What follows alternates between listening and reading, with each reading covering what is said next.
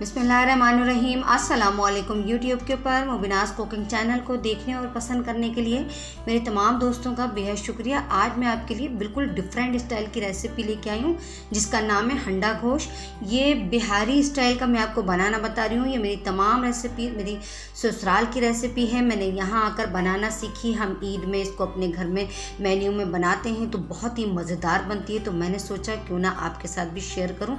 तो दोस्तों वीडियो को लास्ट तक देखिएगा और अगर पसंद आ जाए तो लाइक्स कर दीजिएगा। तो चलिए इसके इंग्रेडिएंट्स हम जल्दी से नोट कर लेते हैं।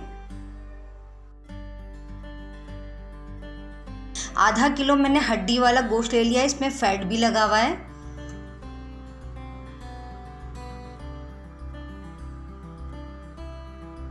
दो टेबलस्पून लहसुन अदरक का पेस्ट, 2 बड़े साइज़ की प्याज स्लाइस कर लिए, 3/4 कप दही, 1 tablespoon red chilli powder, 1 teaspoon हल्दी पाउडर, 1 टीस्पून धनिया पाउडर और 1 टीस्पून भुना कुटा ज़ीरा, 1 टेबलस्पून सॉल्ट, 1 टीस्पून भुना कुटा धनिया। आइए इसको हम बनाना स्टार्ट करते हैं। देखिए मैंने एक पतीली ले ली है, उसके अंदर मैंने गोश्त को ऐड कर दिया है। हम इसको सौंध के पकाने वाले हैं। ये बहुत ही आसान और झटपट रेसिपी है। इसके अंदर मैंने प्याज ऐड कर दी, लहसुन अदरक का पेस्ट शामिल कर दिया, नमक शामिल कर दिया। देखिए नमक मैं 1 टेबलस्पून लेती हूँ, आप अपने अकॉर्डिंग टू टेस्ट लीजिए। जो कि मैं सॉल्ट यूज़ करती हूँ वो बहुत ही लाइट है, तो इसी वजह से मैं 1 टेबलस्पून ऐड करती हूँ। हल्दी पाउडर, लाल मिर्चों का पाउडर, धनिया पाउडर और नमक और ऑयल 1/2 कप के करीब मैंने ऑयल इसमें शामिल कर दिया और इतना पानी शामिल करा कि गोश्त गल जाए। देखिए मुझे आधा घंटा हो गया गोश्त को कुक करते हुए। आइए चेक कर लेते कि गोश्त किस स्टेज तक पहुंचा, गोश्त गल गया।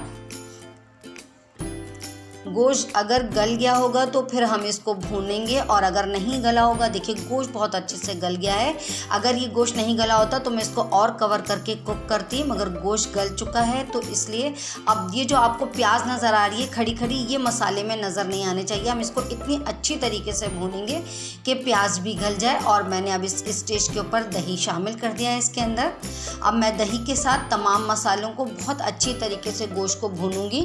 देखिए मैंने गोश्त को भूनते भूनते मुझे 5 मिनट हो गए। मैंने इसको कवर करके 1-2 मिनट पकाया। देखिए कितना ज़बरदस्त सा गोश्त भुन चुका है।